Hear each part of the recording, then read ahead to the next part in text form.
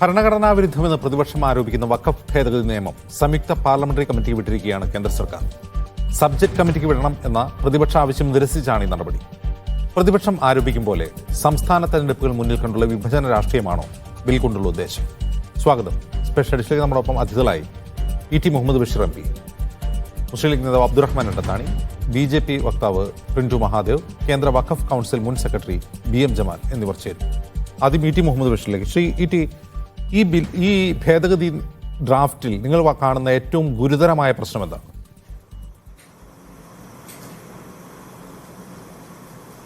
ഒരു ഗുരുതരമായ പ്രശ്നം എന്ന് പറയുന്നത് വ്യവസ്ഥാപിതമായി ജനാധിപത്യപരമായി നിയമപരമായിട്ട് കോൺസ്റ്റിറ്റ്യൂട്ട് ചെയ്യുന്ന വഖഫ് കൗൺസിൽ ഉള്ളതിൽ എല്ലാ അധികാരങ്ങളും നേരെ പിടിച്ചു വാങ്ങി BJP അവരുടെ ഗവൺമെൻറ് നിർദ്ദേശിക്കുന്നവർ കയ്യിലേക്ക് എത്തിക്കുകയാണ്.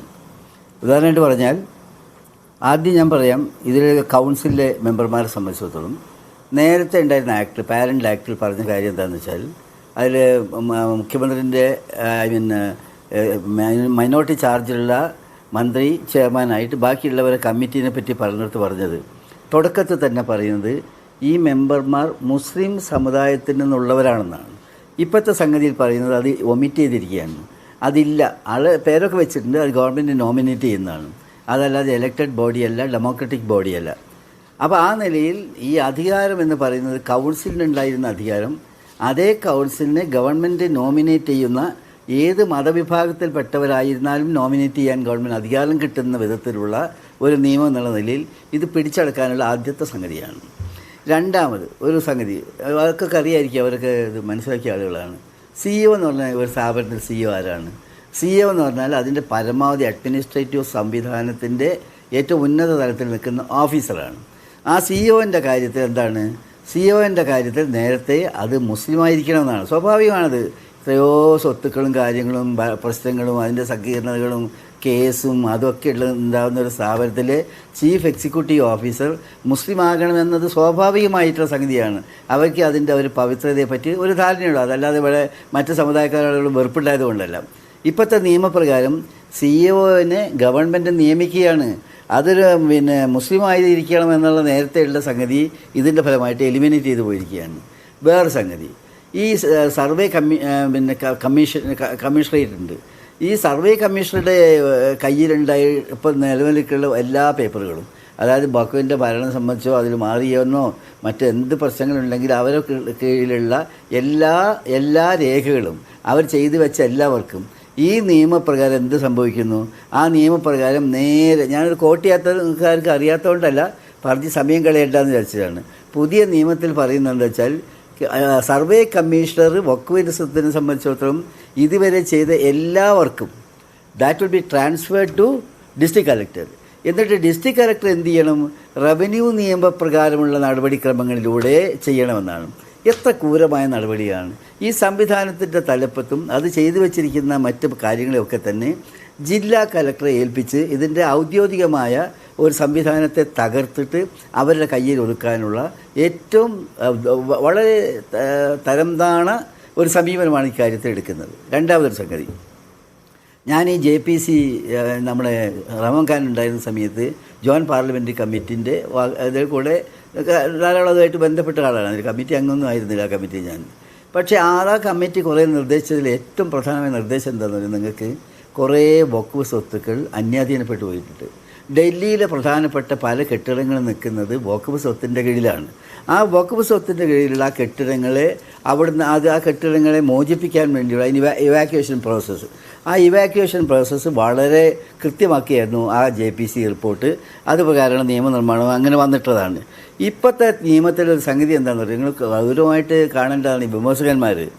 സെക്ഷൻ 4 Clause 3C പറയുന്ന ഒരു കാര്യം എന്താ വെച്ചാൽ, any government property identified or declared as waqf property before or after the commencement of this act shall not be deemed to be waqf property.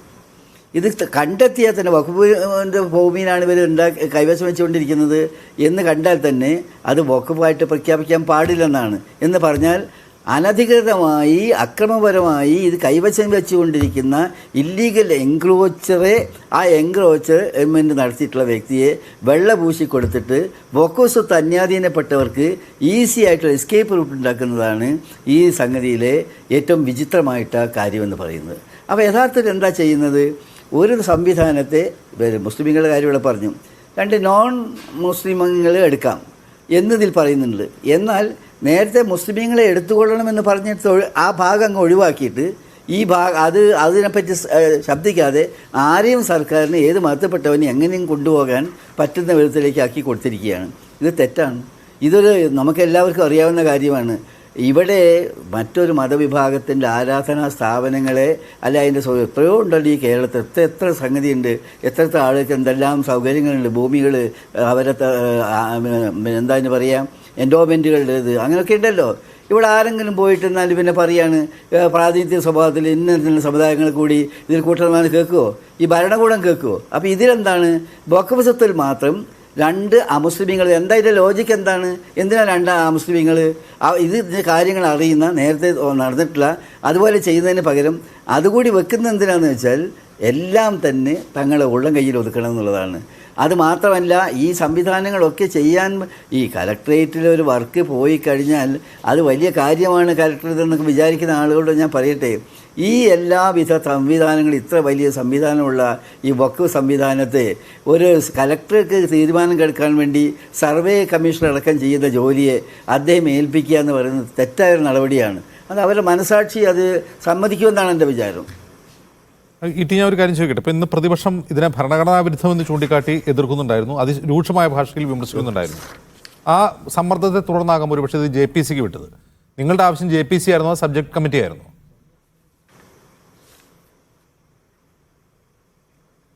അല്ല, ഞങ്ങൾ റദ്ദ് ചെയ്യണമെന്നാണ് ഞങ്ങളുടെ സ്റ്റാൻഡ്.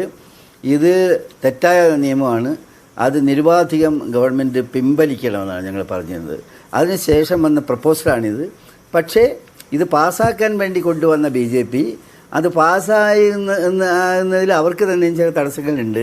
അതോടൊപ്പം തന്നെ ഈ കാര്യം ആ നിലയിലൂടെ പാസ്സാക്കി എടുക്കാൻ കഴിയാത്ത വിധത്തിലുള്ള കൺസോൾട്ടേഷൻ. ഞാൻ ഒരു കാര്യം കൂടി പറയട്ടെ, ഇന്ത്യ അലയൻസ് ഇവിടെ വന്നതിന് ശേഷം ഇത്രമേൽ ആത്മാർത്ഥമായി ഹൃദയം ചേർത്ത് വെച്ച് ഒരു ഇഷ്യൂവിനെ ഇതിൽ സമീപിച്ചതുപോലെ അത്രയ്ക്ക് നന്നായിട്ടൊരു സമീപനം എടുത്തു. അത്രയ്ക്ക് ഒരു കൺസൾട്ടേഷൻ വന്നു.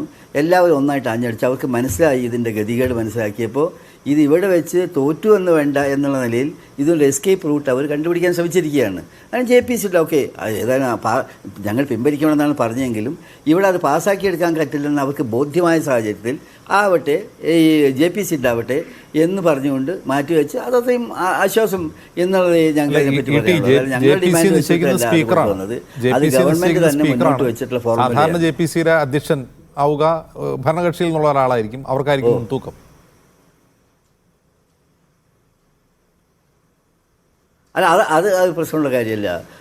അതായത് JPC വരുന്ന സമയത്ത് എന്താ, ഞാൻ റഹ്മാൻ ഖാൻ്റെ നേതൃത്വത്തിലുള്ള JPCയെ പറ്റി എനിക്കറിയാം. അത് വളരെ മെട്രിക്കുലസ് ആയിട്ട് പോയിട്ട് ഒരുപാട് തെളിവൊക്കെ നടത്തി കൃത്യമായിട്ട് മനസ്സിലാക്കി ചെയ്തിട്ടാണ്. മാത്രമല്ല JPC എന്ന് പറഞ്ഞാൽ നിങ്ങൾക്ക് ഗൗരവമായിട്ട് ചർച്ച ചെയ്യാൻ അവസരം കിട്ടുന്നു.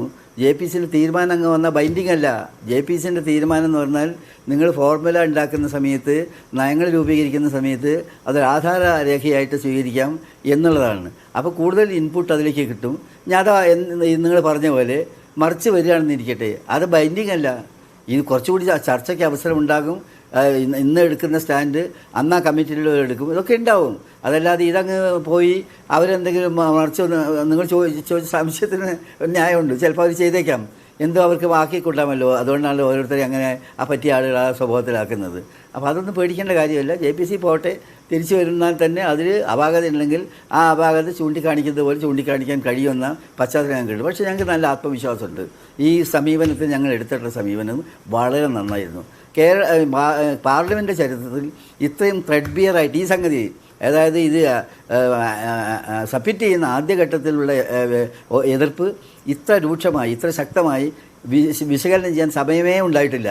നിങ്ങൾ തടസ്സവാദം ഉന്നയിച്ച് നിങ്ങൾ നോട്ടീസ് കൊടുക്കുകയാണെങ്കിൽ ജസ്റ്റ് ഒരു വാക്ക് പറയാൻ വേണ്ടിയാണ് അവസരം ഉണ്ടാവുക. ഞങ്ങളിങ്ങനെ മൂവ് ചെയ്യുന്നു. എന്താ അങ്ങനെയല്ല, ഉച്ചവരെ നീണ്ടു നിന്ന ഒരു ചർച്ച വിശദമായിട്ട് ഈ കാര്യത്തിൽ നടത്താൻ കഴിഞ്ഞു. അതിൽ സോളിഡാരിറ്റി, അതായത് പ്രതിപക്ഷ പ്രസ്ഥാനങ്ങളുടെ സോളിഡാരിറ്റി അല്ലെങ്കിൽ അതിനോട് സമാനമായി ചിന്തിക്കുന്നവരുടെ ഒത്തുചേരൽ വളരെ വളരെ ശ്രദ്ധേയമായ ഒരു രംഗമായിരുന്നു ഇന്ത്യൻ പാർലമെൻറ്റിൽ. ഞങ്ങൾക്ക് സംതൃപ്തിയുണ്ട്. ആ വിധത്തിലുള്ള സംവിധാനം ഉയർത്തിക്കൊണ്ടുവരാൻ സാധിച്ചു എന്നത് ഈ നാടിൻ്റെ നന്മയായിട്ട് ഞങ്ങൾ കാണുകയാണ്. നന്ദി ഇ ടി മുഹമ്മദ് ബഷീർ, ഇത്രയും സമയം ഈ ചർച്ചയിൽ പങ്കെടുത്തതിന്.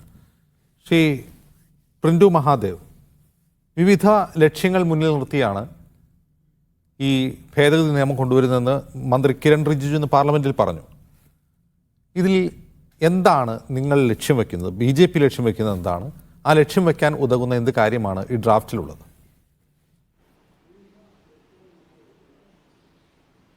BJPക്ക് ഈ ബില്ലുമായി ബന്ധപ്പെട്ട് യാതൊരു സ്വാർത്ഥ താല്പര്യവുമില്ല. നമുക്കറിയാം, സച്ചാർ കമ്മിറ്റി റിപ്പോർട്ടിൻ്റെയും UPA സർക്കാരിൻ്റെ പാർലമെൻറ്റ് സമിതിയുടെയും ഒക്കെ ശുപാർശ പ്രകാരമാണ് ഇത്തരത്തിലുള്ള വഖഫ് ബോർഡിനകത്ത് നിയമ ഭേദഗതി വരണം, അല്ലെങ്കിൽ വഖഫ് നിയമങ്ങളിൽ ഭേദഗതി വരണം എന്നുള്ള ധാരണ ഉണ്ടായിട്ടുള്ളത്. അത് നടപ്പിലാക്കുക മാത്രമാണ് കേന്ദ്ര സർക്കാർ ചെയ്തിട്ടുള്ളത്. അതിനകത്ത് രണ്ട് രീതിയിലുള്ള പ്രവർത്തനങ്ങളാണ് കേന്ദ്ര സർക്കാർ ഉദ്ദേശിക്കുന്നത്. ഒന്ന്, നമുക്കറിയാം, റെയിൽവേയും അതോടൊപ്പം പ്രതിരോധ വകുപ്പും കഴിഞ്ഞാൽ ഏറ്റവും കൂടുതൽ സ്വത്തുവകകളുള്ള സംവിധാനം ഈ ഇന്ത്യയിൽ വഖഫ് ബോർഡാണ്. സ്വാഭാവികമായിട്ട് നമുക്കറിയാം, എല്ലാ കാലഘട്ടത്തിലും ഈ വഖഫിൻ്റെ സ്വത്തുക്കൾ ഒരു മുസ്ലിം വിഭാഗത്തിൽ ഒരു വരേണ്യവർഗം എല്ലാ കാലഘട്ടത്തിലും കൈകാര്യം ചെയ്യാറുണ്ട്. ആ വരേണ്യവർഗം തന്നെ ആ സ്വത്തിനെ പല രീതിയിൽ ദുരുപയോഗം ചെയ്യുന്ന ഒരു സാഹചര്യം നമുക്ക് വർഷങ്ങളായിട്ട് കാണാൻ സാധിക്കുന്നുണ്ട്. അതുമായി ബന്ധപ്പെട്ട് ഇന്ന് സുപ്രീം കോടതിയിലെ പല കേസുകളും ഇന്ന് നടന്നുകൊണ്ടിരിക്കുകയാണ്.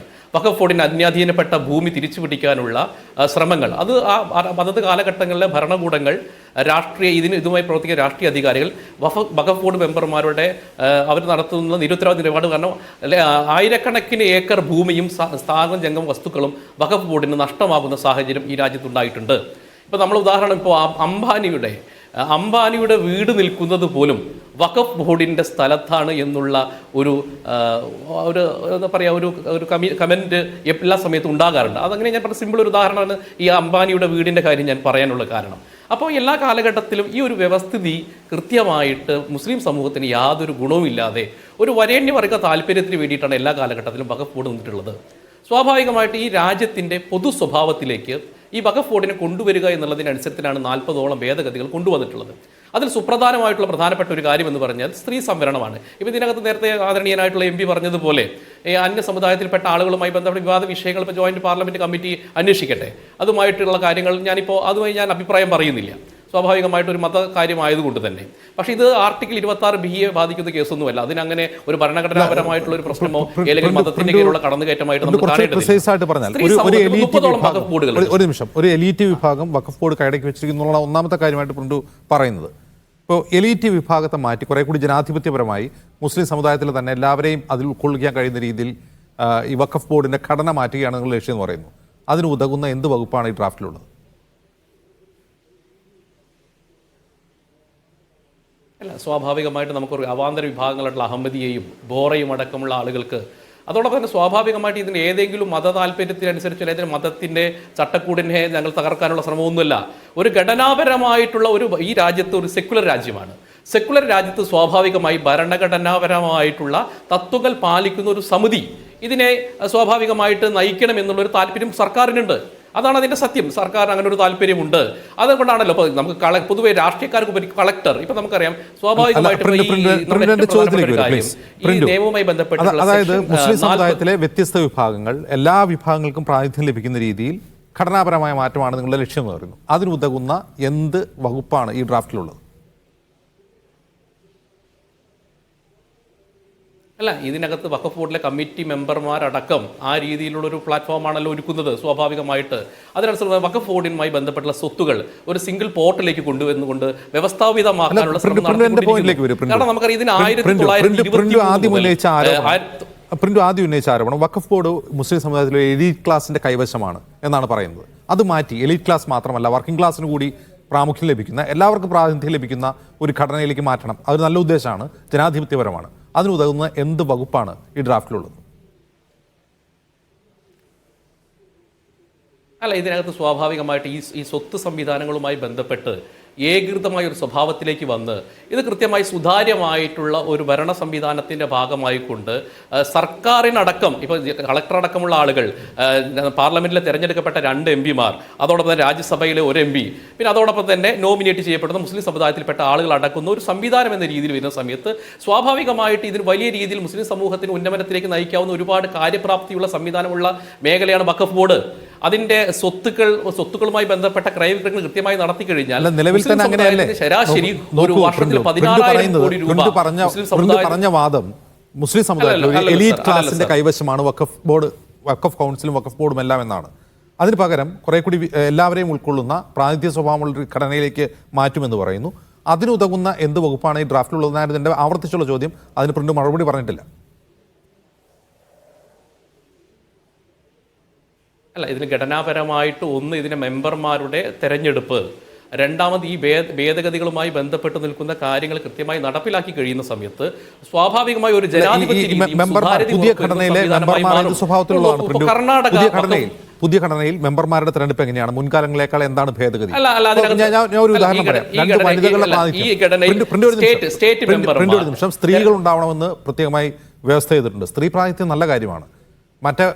താങ്കൾ പറഞ്ഞത് സ്ത്രീ എന്ന് പറയുമ്പോൾ അതൊരു ജെൻഡർ ഇക്വാലിറ്റിയുടെ പ്രശ്നമാണ്.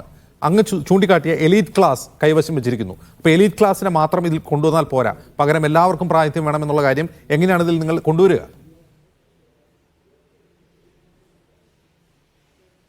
അല്ല, ഇതിനകത്ത് ഞാൻ പറയുന്നത് ഈ വഖഫ് ബോർഡ് എന്ന് പറയുന്നത് സമാന്തരമായിട്ട് വലിയൊരു സ്വത്തുവകകളുടെ സംവിധാനമാണ്. അതിന് ക്രിയാത്മകമായിട്ട് ഈ വഖഫ് ബോർഡിനെ കൃത്യമായിട്ട് അതിൻ്റെ സ്വത്തുവകകളെ കൃത്യമായിട്ട് നമ്മൾ ക്രയവിക്രയങ്ങളെ സ്വാഭാവികമാക്കി കഴിഞ്ഞാൽ 16,000 കോടി, അങ്ങനെ തന്നെയാണ് പറഞ്ഞത്. സച്ചാർ കമ്മിറ്റി റിപ്പോർട്ടൊക്കെ പറയുന്നതാണ് മിനിമം 16,000 കോടി രൂപയുടെ നേട്ടമുണ്ടാക്കുന്ന രീതിയിലേക്കുള്ളൊരു സംവിധാനമായിട്ട് ഈ വഖഫ് ബോർഡ് മാറും. ഇപ്പോൾ അങ്ങനെയല്ല സാർ. ഇപ്പോൾ സ്വാഭാവികമായിട്ട് ഒരു ക്ലാസ് വിഭാഗത്തിൽപ്പെട്ട ആളുകൾ പല സ്ഥലങ്ങളിലും ഈ സ്വത്തുവകകൾ ദുരുപയോഗം ചെയ്യുന്ന സാഹചര്യങ്ങളും അതുമായി ബന്ധപ്പെട്ട കേസുകളുണ്ട്. അപ്പോൾ ഇതിനകത്ത് വഖഫ് ബോർഡുമായി ബന്ധപ്പെട്ട് സർക്കാർ നിയന്ത്രണത്തിലുള്ള എന്നാൽ മുസ്ലിം സമൂഹത്തിന് ഉന്നമനത്തിന് പറയുന്നത് വഖഫ് ദുരുപയോഗത്തെ കുറിച്ചാണ്. ഈ വഖഫ് ദുരുപയോഗം, അതായത് വഖഫ് സ്വത്തുക്കളുടെ ദുരുപയോഗം തടയാൻ എന്ത് പുതിയ ഭേദഗതിയാണ് ഇതിൽ കൊണ്ടുവരുന്നത്? അതൊന്ന് പറയാമോ?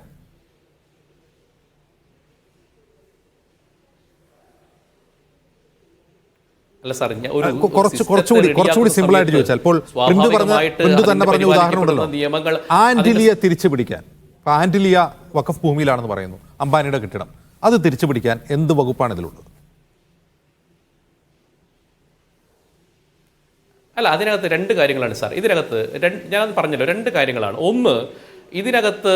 ഒന്ന് ഈ നിയമത്തെ ദുരുപയോഗം ചെയ്യുന്ന ഒരു വിഭാഗമുണ്ട്. ഇപ്പം ഞാൻ പറയാം, മലപ്പുറം ജില്ലയിലും ഗുരുവായൂരും അതോടൊപ്പം തന്നെ തമിഴ്നാട്ടിലടക്കം ഇതിനകത്ത് 2013 ഈ പ്രീണനത്തിന് വേണ്ടി കേന്ദ്ര സർക്കാർ കൊടുത്തിട്ടുള്ള അമിത അധികാരമുണ്ട്. ആ അമിതാധികാരത്തെ ദുരുപയോഗം ചെയ്തിട്ട് സാമുദായികമായിട്ടുള്ള പല പ്രശ്നങ്ങളും പല സംസ്ഥാനങ്ങളിലും കോടതി വ്യവഹാരങ്ങളടക്കമുണ്ട്. അതിനകത്ത് ഒരു ഇടപെടൽ കേന്ദ്ര സർക്കാർ നടത്തുന്നു. അതാണ് സെക്ഷൻ 40 എടുത്തു മാറ്റുന്നു.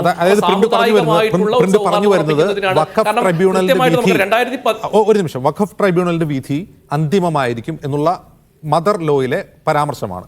ആ നിയമം ചിലർ ദുരുപയോഗം ചെയ്യുന്നുണ്ട് എന്നാണ് ഇപ്പോഴത്തെ വാദം. ഞാൻ മുമ്പ് ചോദിച്ച 2 കാര്യങ്ങൾക്ക് അങ്ങ് മറുപടി പറഞ്ഞില്ല. അപ്പോൾ പുതിയ വാദം ഈ വഖഫ് ട്രൈബ്യൂണലിന്റെ വിധി അന്തിമമായിരിക്കും. ആ അന്തിമമായ വിധി എന്ന ക്ലോസ് ദുരുപയോഗം ചെയ്തുകൊണ്ട് സാമുദായിക പ്രശ്നങ്ങൾ ഉണ്ടാകുന്ന രീതിയിൽ വഖഫ് ബോർഡുകൾ പെരുമാറുന്നു. ഇതാണോ നിങ്ങളുടെ ആരോപണം?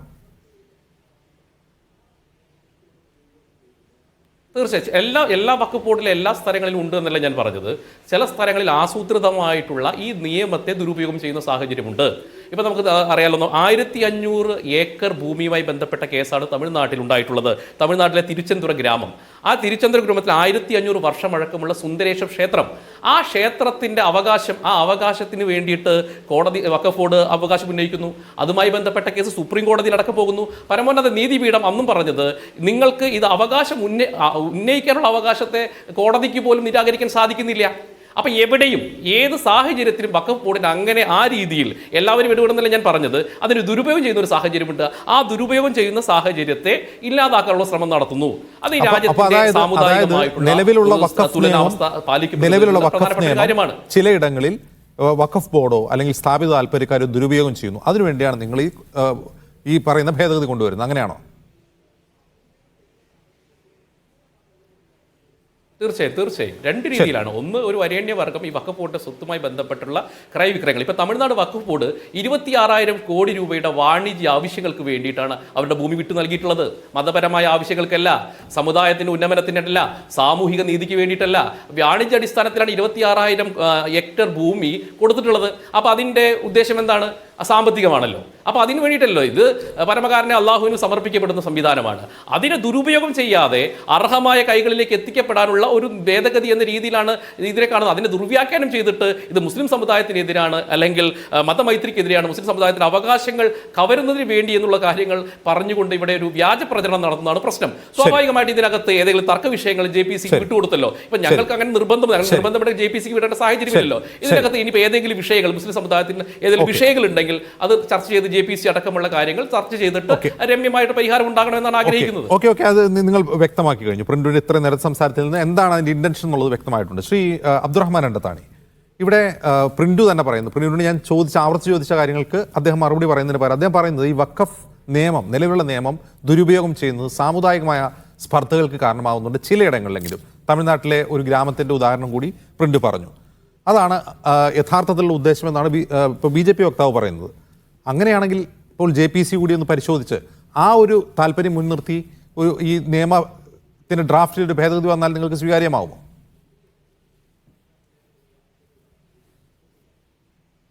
ജിംസ്, ഇത് സത്യത്തിൽ ഇതിന്റെ ബേസ് തന്നെ പോയിട്ടുണ്ട്. ഈ എന്താണ് വഖഫ് എന്ന് പഠിക്കണം. വഖഫ് എന്നത് ദൈവിക മാർഗത്തിൽ ഒരു വിശ്വാസിയുടെ ദാനമാണ്. ആ ദൈവിക മാർഗത്തിൽ ദാനം ചെയ്യുമ്പോൾ അത് ചെയ്യാനുള്ള അവകാശം നമ്മുടെ രാജ്യത്തിന്റെ ഭരണഘടനയുണ്ട്.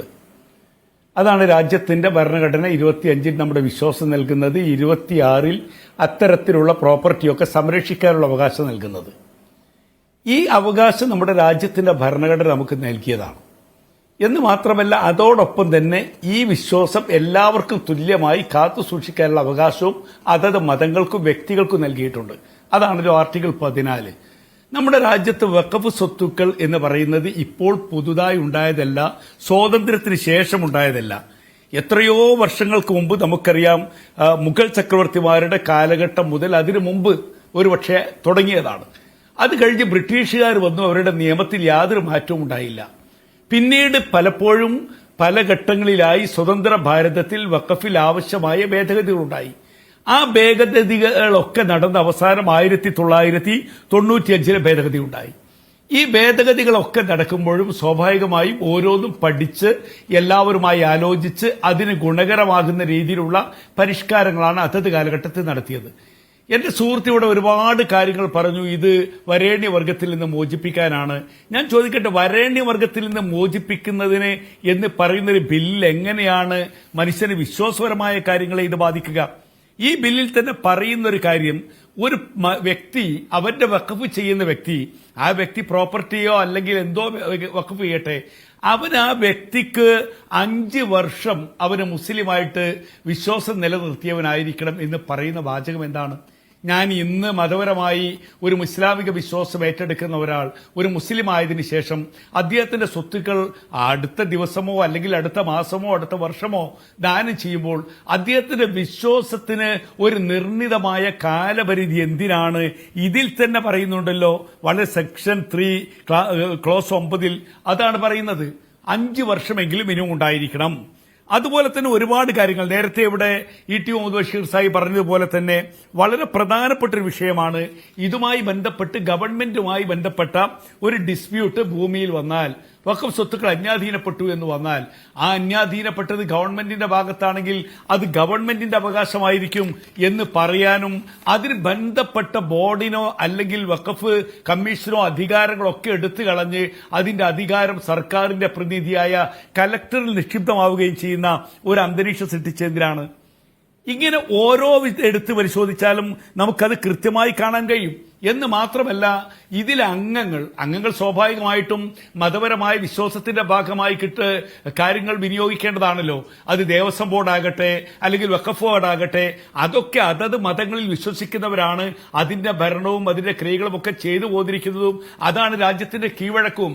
ഇവിടെ മുസ്ലിങ്ങളല്ലാത്തവർ അതിൽ അംഗങ്ങളായിരിക്കണം എന്ന് നിഷ്കർഷിക്കുന്ന എന്തിനാണ്? അതാണ് ഞങ്ങൾക്കറിയാത്തത്. ഗവൺമെന്റിന്റെ എല്ലാ ഇടപെടലുകളും ഉണ്ടാകട്ടെ, പക്ഷെ മുസ്ലിങ്ങളല്ലാത്തവർ രണ്ടുപേരുണ്ടായിരിക്കണം എന്ന് പറഞ്ഞാൽ അതിന്റെ അർത്ഥം ഞങ്ങൾക്ക് മനസ്സിലാകുന്നില്ല. എന്ന് മാത്രമല്ല, ഇതുമായി ബന്ധപ്പെട്ടുകൊണ്ട് ഇത്തരത്തിലുള്ള ഒരു കാര്യങ്ങൾ ചെയ്യുന്ന സമയത്ത് ഇതുമായി ബന്ധപ്പെട്ടുള്ള കൂടിയാലോചനകളൊക്കെ എന്താണ് മതപരമായ കാര്യങ്ങൾ വിനിയോഗിക്കുന്ന ഒരു കാര്യത്തിൽ എടുക്കേണ്ട തീരുമാനം എന്നൊരു ബോധം ഗവൺമെന്റിന് ഉണ്ടാകണ്ടേ? അതുപോലെ ഇതിൽ പറയുന്ന മറ്റൊരു കാര്യം, അമുസ്ലിമായ ഒരാൾക്കൊരിക്കലും ഇത്തരത്തിലുള്ള ഒരു ദാനം ചെയ്യാൻ പാടില്ല മുസ്ലിങ്ങൾക്ക് എന്നാണ്. എത്ര ബാലിശമാണിത്!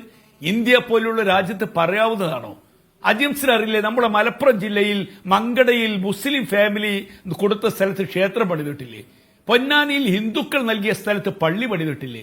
ഇന്ത്യയുടെ ചരിത്രം പരിശോധിച്ചാൽ എത്രയെത്ര ക്ഷേത്രങ്ങൾ, എത്രയെത്ര പള്ളികൾ അങ്ങനെ പരസ്പര സ്നേഹത്തിലൂടെ കൈമാറ്റം ചെയ്യപ്പെടുകയും അവർ സ്വത്തുക്കൾ നൽകി അവിടെ പണിയുകയൊക്കെ ചെയ്തിട്ടുണ്ട്.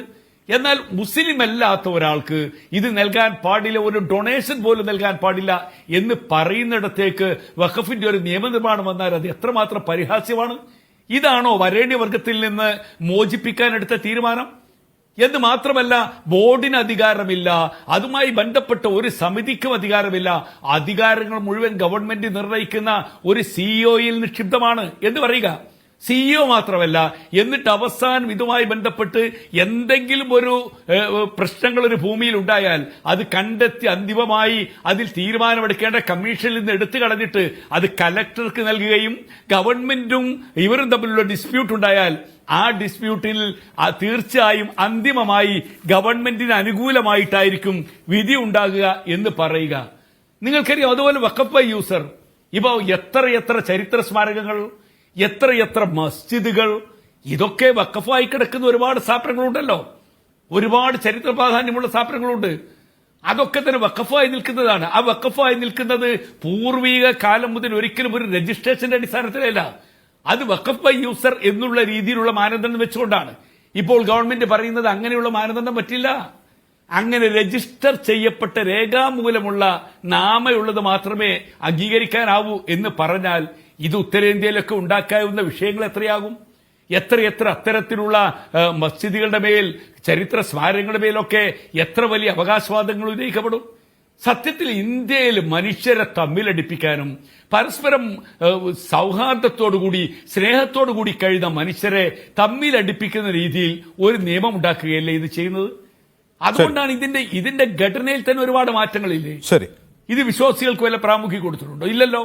ശരി, ഇതിന്റെ ഘടന നിങ്ങളൊന്ന് വായിച്ചു നോക്ക്, അത് കൃത്യമായി ബോധ്യമാകും. ശരി, അബ്ദുറഹ്മാൻ തന്നെ ഞാൻ മടങ്ങി വരാം. ശ്രീ ജമാൽ, BM ജമാൽ, ഇവിടെ ട്രൈബ്യൂണലിന്റെ അപ്രമാദിത്വം, അതായത് അതിന്റെ വിധി തീരുമാനം അന്തിമമായിരിക്കും എന്നുള്ളത് ദുരുപയോഗം ചെയ്യപ്പെടുന്നുണ്ട് എന്ന് പറയുന്നു. അപ്പോൾ ആ തീരുമാനം അന്തിമമാണ് എന്നുള്ളത് മാറ്റി സർക്കാരിന്റെ സർക്കാരിന്റെ ഇച്ഛ കൂടുതൽ പ്രാധാന്യം ഉണ്ടാകുന്ന, ഒരു ജനാധിപത്യ സർക്കാരിന്റെ ഇച്ഛയ്ക്ക് കൂടുതൽ പ്രാധാന്യം ഉണ്ടാകുന്ന ഒരു ഭേദഗതി, അതാണ് ഇതിന്റെ ക്രക്സ് എന്നാണ് ഇപ്പോൾ BJP പ്രതിനിധിയായ പ്രിന്റു അവസാനം സൂചിപ്പിച്ചത്.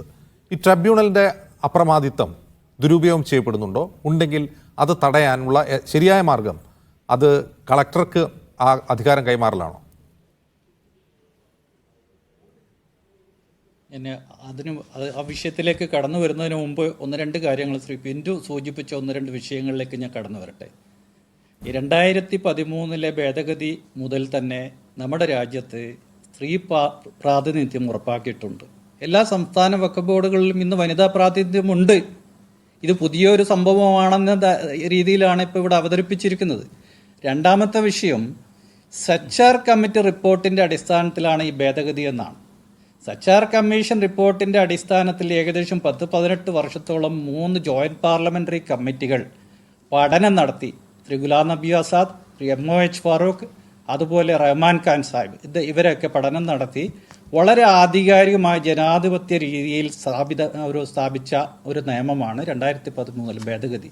വളരെ നന്നായി ചെയ്തിട്ടുള്ള ഒരു ഭേദഗതിയാണ്. ആ ഭേദഗതി പ്രകാരം നടന്നു പോരുന്ന സംവിധാനത്തിൻ്റെ ഒരു ഭാഗമാണ് വഖഫ് ട്രൈബ്യൂണൽ. അദ്ദേഹം ഒന്ന് മനസ്സിലാക്കണം, വഖഫ് ട്രൈബ്യൂണൽ എന്ന് പറയുന്നത് സ്റ്റാറ്റ്യൂട്ട് പ്രകാരം that is headed by a district judge from the ജുഡീഷ്യറിയിൽ നിന്നും കടം നൽകപ്പെടുന്ന അല്ലെങ്കിൽ ഡെപ്യൂട്ടേഷനിൽ വരുന്ന ഒരു ജില്ലാ ജഡ്ജ് ഈ വഖഫ് പ്രോപ്പർട്ടി, വഖഫ് ട്രൈബ്യൂണലിന്റെ വിധിയിൽ സ്വാധീനം ചെലുത്തുന്നു എന്ന് പറയുന്നത് നമ്മുടെ ജുഡീഷ്യൽ സംവിധാനത്തെ അദ്ദേഹം ആക്ഷേപിക്കുകയല്ലേ? ഒരു ജഡ്ജാണ് അവിടെ, ഒരു ജില്ലാ ജഡ്ജാണ് വഖഫ് ട്രൈബ്യൂണൽ. വഖഫ് ട്രൈബ്യൂണലിന്റെ വിധി അന്തിമമാണ് എന്ന് വഖഫ് ആക്ട് പറഞ്ഞിട്ടുണ്ട്. വഖഫ് ബോർഡല്ല ഇത് തീരുമാനിക്കുന്ന, വഖഫ് ട്രൈബ്യൂണലാണ്, അതൊരു കോടതിയാണ്, അത് സിവിൽ പ്രൊസീജിയർ പ്രകാരം നടന്നു പോകുന്ന കോടതിയാണ്. പിന്നെ അദ്ദേഹം നേരത്തെ അഞ്ജലിയ എന്ന് പറയും, നിയമപരമായിട്ടുള്ള കാര്യങ്ങളൊക്കെ നിയമപരമായിട്ട് തന്നെ പറയണം. ഇത് പലർക്കും അറിയാത്തൊരു കാര്യമാണ്. എന്താണ് ഈ പലതും ഈ പല ആരോപണങ്ങളും പുകമറ സൃഷ്ടിച്ചുകൊണ്ടുള്ളതാണ്. ഞാൻ ആ വിഷയം നന്നായി പഠിച്ചിട്ടുണ്ട്. ഞാനിതൊരു ഉവൈസി അടക്കമുള്ള സുപ്രിയ സുളെ അടക്കമുള്ള ജോയിൻറ്റ് ഒരു പാർലമെൻ്ററി കമ്മിറ്റിയുടെ സബ്ജക്ട് കമ്മിറ്റിയുടെ മുമ്പാകെ ഞാൻ ഈ വിഷയം ഇത് ചോദിച്ചപ്പോൾ പറഞ്ഞിട്ടുണ്ട്. യഥാർത്ഥത്തിൽ ബോംബെയിലെ അഞ്ജലിയ എന്ന് പറയുന്ന ഈ കെട്ടിടത്തിൻ്റെ പ്രോപ്പർട്ടി നമ്മൾ ആദ്യം മനസ്സിലാക്കേണ്ടത്, മഹാരാഷ്ട്ര സംസ്ഥാനത്ത് 1954 വഖഫ് ആക്ട് നടപ്പിലാക്കിയിരുന്നില്ല. അവിടെ അന്നും നിലവിൽ ഇരുന്നത് ആ സംസ്ഥാനത്തെ ചാരിറ്റി കമ്മീഷണർ എന്ന ഒരു നിയമപ്രകാരം ചാരിറ്റി ആക്റ്റാണ്, മഹാരാഷ്ട്ര ചാരിറ്റി ആക്റ്റാണ്. ആ ചാരിറ്റി ആക്ടിൽ പാർട്ട് 1, പാർട്ട് 2, പാർട്ട് 3 ആയിട്ട് വിവിധ മതങ്ങളുടെ ട്രസ്റ്റ് പ്രോപ്പർട്ടീസ് കൈകാര്യം ചെയ്തിരുന്നു. ആ ചാരിറ്റി ആക്ട് പ്രകാരം, ചാരിറ്റി കമ്മീഷൻ ആക്ട് പ്രകാരം അന്ന് വിൽപ്പന അന്ന് അവിടെ നിലവിലുണ്ടായിരുന്ന നിയമം അനുസരിച്ച് വിൽപ്പന നടത്തിയ ഒരു പ്രോപ്പർട്ടിയാണ്, ഒരു ഓർഫനേജിൻ്റെ പ്രോപ്പർട്ടിയാണ് ഈ അംബാനി പർച്ചേസ് ചെയ്തെന്ന് പറയുന്നത്. അത് ഓർഫനേജിൻ്റെ പ്രോപ്പർട്ടി ചാരിറ്റി ആക്ട് പ്രകാരം ലേലം നടത്തി വിൽപ്പന നടത്തിയ കാശ് വഖഫ് ആക്ട് അവിടെ നടപ്പിലാക്കുന്നതിന് മുമ്പ് അവിടുത്തെ വ്യവസ്ഥാപിതമായ നിയമപ്രകാരം ആ സർക്കാരിൻ്റെ കൈവശമുണ്ട്. അങ്ങനെ ലേലത്തിൽ എടുത്ത പാർട്ടിയിൽ നിന്നാണ് ഈ അംബാനി ഇത് പർച്ചേസ് ചെയ്തിട്ടുള്ളതെന്നാണ് ഞാൻ മനസ്സിലാക്കിയത്. അവിടെ നിയമപരമായ തടസ്സങ്ങളുണ്ട്. ഒരു നിയമം നിലനിൽക്കെ വഖഫ് ആക്ട് അവിടെ നടപ്പിലാക്കാതെ ഇരിക്കുന്ന അവസരത്തിൽ കമൻസ്മെൻറ്റ് ഓഫ് വഖഫ് ആക്ടിന് ഒരു ഡേറ്റ് ഉണ്ടായിരുന്നു 54. അത് മഹാരാഷ്ട്ര സർക്കാർ, അവിടെ മഹാരാഷ്ട്ര സംസ്ഥാനത്ത് ഈ കമൻസ്മെൻറ്റ് വന്നത് 1995 വഖഫ് ആക്ട് വന്നതിന് ശേഷം 1998 ഔറംഗാബാദിൽ വഖഫ് ബോർഡ് സ്ഥാപിച്ചത്. അപ്പോൾ അതുവരെ അവിടെ നിലവിലുണ്ടായിരുന്ന ചാരിറ്റി കമ്മീഷണർ ആക്ട് പ്രകാരമുള്ള വ്യവസ്ഥാപിതമായ രീതിയിലുള്ള വിൽപ്പന നടന്ന പ്രോപ്പർട്ടിയാണ്. ഇത് തന്നെയാണ് പലയിടത്തും അതിൻ്റെ നിയമപരമായ കാര്യങ്ങളിലേക്ക് കിടക്കുമ്പോൾ ഇങ്ങനെയാണ് അതിൻ്റെ വ്യവസ്ഥ ഉള്ളത്. പിന്നെ ഇദ്ദേഹം പറഞ്ഞു, അതായത് പിന്നെ ഈ ട്രസ്റ്റുകളൊക്കെ സെക്ഷൻ 40 ദുരുപയോഗം ചെയ്യാനുള്ള ഒരു വകുപ്പല്ല. സെക്ഷൻ 40 ഏതെങ്കിലും ഒരു ട്രസ്റ്റ്, ഒന്നാമത് വഖഫ് പ്രോപ്പർട്ടി ആണെന്ന് വഖഫ് ബോർഡിന് അത് പിന്നെ അങ്ങനെ പരിഗണിക്കണമെങ്കിൽ വഖഫ് പ്രോപ്പർട്ടിക്ക് ഒരു ബേസിക് കൺസിഡറേഷൻ ഉണ്ട്. വഖഫ് എന്ന് പറയാൻ ഡിഫൈൻ ചെയ്തിട്ടുണ്ട്. A property dedicated by a Muslim for pious and charitable purpose എന്നാണ്. ഇമ്മൂവബിൾ പ്രോപ്പർട്ടി ഡെഡിക്കേറ്റ് ചെയ്യുന്നു, അതിനൊരു ടൈറ്റിൽ ഉണ്ടാവും, അതിന് ഒരാധാരം ഉണ്ടാവും. ആ ആധാരപ്രകാരം അത് സർവേ കമ്മീഷൻ സർവേ നടത്തി അല്ലെങ്കിൽ വഖഫ് ബോർഡിൻ്റെ രജിസ്റ്ററിൽ ഉൾപ്പെടുത്തി അതിനെ ലീഗലൈസ് ചെയ്യുന്നു. അത്തരം പ്രോപ്പർട്ടീസ് മാത്രമേ വഖഫ് ബോർഡിന് കൈകാര്യം ചെയ്യാൻ പറ്റുള്ളൂ. അതുപോലെ സെക്ഷൻ 40 എന്ന് പറയുന്നത് ഏതെങ്കിലും ഒരു ട്രസ്റ്റ്, എല്ലാ ട്രസ്റ്റും വഖഫല്ല. There must be a dedication of a വഖഫ് property, immovable property for a pious and charitable trust purpose. അപ്പോൾ ഉദാഹരണത്തിന് ഒരു എഡ്യൂക്കേഷൻ സംഘടന, സൊസൈറ്റി, അതൊരു സൊസൈറ്റി മാത്രമായിരിക്കും. അതിന് പ്രോപ്പർട്ടി ഉണ്ടാവില്ല, ട്രസ്റ്റ് ഉണ്ടാവില്ല, ഡെഡിക്കേഷൻ ഉണ്ടാവില്ല. പക്ഷേ സബ്സിക്വൻ്റായിട്ട് ആ സൊസൈറ്റി ഒരു പള്ളി സ്ഥാപിക്കുകയാണ്, ഒരു പ്രോപ്പർട്ടി പർച്ചേസ് ചെയ്തിട്ട്. അപ്പോൾ നിയമപരമായിട്ട് ആ പള്ളി വഖഫായി വരും. അങ്ങനെ വരുമ്പോൾ ആ സൊസൈറ്റിയുടെ that part will be registered as a waqf by the board by conducting enquiry under section 40. അതാണ് സെക്ഷൻ 40 ഉദ്ദേശിക്കുന്നത്. അങ്ങനെ എൻക്വയറി നടത്തുമ്പോൾ കൺസേൺഡ് ജില്ലാ രജിസ്ട്രാർക്ക് നോട്ടീസ് അയക്കണം, അവരെ കേൾക്കണം, മറ്റേ പാർട്ടിയെ കേൾക്കണം. പിന്നെ ഇവിടെ ബോർഡിനെ നന്നാക്കാൻ എന്ന് പറയുന്നു. ബോർഡിനെ നന്നാക്കാൻ ജനാധിപത്യ രീതിയിൽ ഉണ്ടായിരുന്ന ഒരു ബോർഡിൻ്റെ സംവിധാനം, 10ൽ 6 പേര് നിർബന്ധമായിട്ടും തിരഞ്ഞെടുക്കപ്പെട്ട MLA, MP, മുത്തവല്ലിമാരായിരിക്കണം, ബാർ കൗൺസിൽ മെമ്പറായിരിക്കണം എന്ന വ്യവസ്ഥ ഉണ്ടായിരുന്ന ഒരു സ്ഥാപനത്തിന്, ഒരു സ്റ്റാറ്റ്യൂട്ടറി ബോഡിയെ സർക്കാരിൻ്റെ ഒരു നോമിനേറ്റഡ് ബോഡിയാക്കി മാറ്റുകയാണ് ഈ ബില്ല് കൊണ്ട് ഉദ്ദേശിക്കുന്നത്. അതുപോലെ 107-ാം വകുപ്പ് എടുത്തു കളഞ്ഞിരിക്കുകയാണ്. ചരിത്ര പ്രാധാന്യം ഉള്ള ഒരു വകുപ്പായിരുന്നത്. രാജ്യത്തെ വഖഫ് പ്രോപ്പർട്ടി സംരക്ഷിക്കാൻ ശ്രീമതി ഇന്ദിരാഗാന്ധി നടപ്പിലാക്കിയ ഒരു നിയമമായിരുന്നു. ലിമിറ്റേഷൻ ആക്ടിൻ്റെ വ്യവസ്ഥകൾ വഖഫ് പ്രോപ്പർട്ടിക്ക് കുറച്ചും കൂടി ലിബറലൈസ് ചെയ്തത് ബാധകമല്ല എന്ന വ്യവസ്ഥയാണ് 107-ൽ പറയുന്നത്. ആ 107 സർക്കാർ ഇപ്പോൾ ഭേദഗതി ബില്ലിൽ എടുത്തു കളഞ്ഞിരിക്കുകയാണ്. അതുപോലെ 108 ഇവാക്യൂ പ്രോപ്പർട്ടി സംബന്ധിച്ചാണ്. നമ്മളൊന്ന് മനസ്സിലാക്കണം, നമ്മുടെ സംസ്ഥാനത്ത് കാണുന്ന വഖഫ് ബോർഡ് പോലെ എല്ലാ സംസ്ഥാനത്തെ വഖഫ് ബോർഡുകളും ഹരിയാന, പഞ്ചാബ്, ചണ്ഡീഗഡ് ഈ 3 സംസ്ഥാനങ്ങൾക്കും കൂടി 2002 വരെ ഒരു വഖഫ് ബോർഡ് കേന്ദ്ര ഗവൺമെൻറ് കീഴിലായിരുന്നു. വഖഫ് ബോർഡല്ല, കേന്ദ്ര ഗവൺമെൻറ് നേരിട്ട് ഭരിക്കുമായിരുന്നു. അതിനെ 3ആയി വിഭജിച്ചു. ഈ 3 സംസ്ഥാനങ്ങളിലും, ചണ്ഡീഗറിൽ വളരെ കുറച്ച് 140 വഖഫ് സ്ഥാപനങ്ങളേ ഉള്ളൂ, പഞ്ചാബിലും ഹരിയാനയിലും എല്ലാ വഖഫ് സ്ഥാപനങ്ങൾക്കും മുത്തവല്ലിമാരില്ല. ആകെ ഹരിയാനയിൽ ഉണ്ടായിരുന്ന പഴയ പട്ടോടി നവാബായിരുന്നു ഒരു മുത്തവല്ലി, അന്നത്തെ കാലത്ത് ജീവിച്ചിരിക്കുന്ന വിഭജന കാലത്തുണ്ടായിരുന്ന മുത്തവല്ലി. അപ്പോൾ സ്വാഭാവികമായിട്ടും എല്ലാ പ്രോപ്പർട്ടീസും ഡയറക്റ്റ് മാനേജ്മെൻറ്റ് ഓഫ് ദ വഖഫ് ബോർഡാണ് ഹരിയാനയിൽ, പഞ്ചാബിലും. ഇത് വാക്യൂ പ്രോപ്പർട്ടിയുടെ നിയമപ്രകാരം പാകിസ്ഥാനിലേക്ക് പലരും പലായനം ചെയ്തപ്പോൾ ബാക്കിയായ ആ വഖഫ് പ്രോപ്പർട്ടീസ് വഖഫ് ബോർഡിൻ്റെ കൺട്രോളിലാണ്. പുതിയ ഈ ഭേദഗതി നിർദ്ദേശം വന്നാൽ വാക്യൂ പ്രോപ്പർട്ടിയുടെ പ്രൊട്ടക്ഷൻ ഇല്ല. പുതിയ ഭേദഗതി നിർദ്ദേശപ്രകാരം ജില്ലാ കലക്ടർമാർക്ക്, നമ്മൾ വിചാരിക്കേണ്ട ഈ ജില്ലാ കലക്ടർ എന്ന് പറയുമ്പോഴേ ഇവിടെ ഡെസിഗ്നേറ്റഡ് കലക്ടർ എന്നാണ് പറയുന്നത്, അത് തഹസിൽദാർ വരെ ആവാം എന്ന് ഡെഫിനിഷനിൽ തന്നെ പറയുന്നുണ്ട്. ഒരു തഹസിൽദാരെയും ലാൻഡ് അക്വിസിഷൻ ആക്ടിൽ തഹസിൽദാർ land acquisition officer, that is collector എന്ന് പറയുന്ന പോലെ ഇവിടെ ഒരു തഹസിൽദാർക്ക് വരെ ഈ ചാർജ് കൊടുക്കാം. അപ്പോൾ അങ്ങനെ ഒരാൾ ഈ സർവേ നടത്തി, ഇത്തരം വാക്യൂ പ്രോപ്പർട്ടീസൊക്കെ സർവേ നടത്തി, ഇത് വഖഫല്ല, ഇത് ഗവൺമെൻറ് ലാൻഡാണ്, ഇതിന് വാക്യൂ പ്രോപ്പർട്ടിയുടെ പ്രൊട്ടക്ഷൻ ഇല്ല, വഖഫിന് പ്രൊട്ടക്ഷൻ ഇല്ല എന്നൊക്കെ പറഞ്ഞ് വീണ്ടും പുനഃപരിശോധിച്ച് റിവ്യൂ നടത്തി ഇതൊക്കെ വഖഫല്ല എന്ന് സ്ഥാപിക്കാനുള്ള ഒരു നീക്കത്തിൻ്റെ ഭാഗമാണ്. ഒരു ചർച്ചയും ഒരു സംസ്ഥാനവുമായിട്ട് നടത്തിയില്ല. കാരണം 2014 ഭേദഗതി വരുന്നവരെ 10-15 വർഷം റഹ്മാൻ ഖാൻ സാഹിബും മറ്റുമൊക്കെ ഈ ഭേദഗതി പഠിക്കാൻ എല്ലാ സംസ്ഥാനങ്ങളും അവർ സന്ദർശിച്ചിരുന്നു. ഞാൻ 3 joint parliamentary committee visit face ചെയ്ത ഒരാളാണ്. 19 സംസ്ഥാനങ്ങളിലെ വഖഫ് ബോർഡുമായി സംസാരിച്ചാണ് ഡ്രാഫ്റ്റ് തയ്യാറാക്കിയത് ജമാൽ. 19 സംസ്ഥാനങ്ങളിലെ വഖഫ് ബോർഡുമായി സംസാരിച്ചു. അത് ശരിയല്ല. കാരണം 2018 വരെ അത് ശരിയല്ല. കാരണം ഞാനത് പറയാം. 2018 വരെ ഞാൻ കേന്ദ്ര വഖഫ് കൗൺസിൽ സെക്രട്ടറി ആയിട്ടുണ്ടായിരുന്നു. അവിടെ അദ്ദേഹം സംസാരിച്ചു എന്ന് പറയുന്ന വിഷയം ഏതാന്ന് വെച്ചാൽ വഖഫ് പ്രോപ്പർട്ടി ലീസ് റൂൾസ് എന്ന് പറയുന്ന ഒരു സെൻട്രൽ റൂൾസ് വഖഫ് ആക്ടിൽ 2013 മുതൽ നിലവിൽ വന്നു. ആ ലീസ് റൂൾസിൻ്റെ വ്യവസ്ഥകൾ യഥാർത്ഥത്തിൽ അതിൽ വെള്ളം ചേർക്കാനാണ് അതിനൊരു സബ് കമ്മിറ്റി ഉണ്ടാക്കി. ആ സബ് കമ്മിറ്റി എല്ലാ സംസ്ഥാനങ്ങളിലും പര്യടനം നടത്തി. ആ പര്യടനമൊക്കെ ഞാൻ അതിൻ്റെ വിശദാംശങ്ങളിലേക്കൊന്നും കടക്കുന്നില്ല. പൂനെയിൽ പര്യടനം നടത്തിയപ്പോൾ അവിടെ കസേര എടുത്ത് കയറുണ്ടായിരുന്നു. എന്തോ അന്ന് എനിക്കന്ന് പോകാൻ പറ്റിയിട്ടില്ല. അപ്പോൾ അത് വഖഫ് റൂൾസിൽ ഡയലൂട്ട് ചെയ്യാൻ വേണ്ടി, അത് ഇവിടുത്തെ ഒന്നും പ്രോപ്പർട്ടി അല്ല, പഞ്ചാബിൽ, ഹരിയാനയിൽ, ഡൽഹിയിലേക്ക് പ്രോപ്പർട്ടിക്ക് വേണ്ടി ഡയലൂഷന് വേണ്ടി ഉണ്ടാക്കിയ ഒരു കമ്മിറ്റിയാണെന്ന് ഞാൻ തുറന്നു പറയാം. അപ്പോൾ ആ റൂൾസ് ഉണ്ടാക്കുന്ന കമ്മിറ്റിയെ ഇത് വഖഫ് ഭേദഗതി ചർച്ച ചെയ്തു എന്ന് പറഞ്ഞാൽ ഒരു വഖഫ് ബോർഡുമായിട്ട് ചർച്ച ചെയ്തിട്ടില്ല. വഖഫ് ആക്ടിൻ്റെ ഭേദഗതി സംബന്ധിച്ച് ഇത് അർദ്ധരാത്രി കൊടുക്കുകയാണ്, എം പിമാർക്ക് അർദ്ധരാത്രി ബില്ല് അയച്ചു കൊടുക്കുകയാണ്. അതാണ് ഉണ്ടായത്. ഒരു ചർച്ച നടന്നതിന് കേന്ദ്ര വഖഫ് കൗൺസിൽ സെക്രട്ടറിയായി ഇരുന്ന ആ ഒരു ഉത്തരവാദിത്തത്തിൽ ഞാൻ പറയാണ്, 2018 അവസാനം വരെ ഞാൻ അവിടെ ഉണ്ടായിരുന്നു.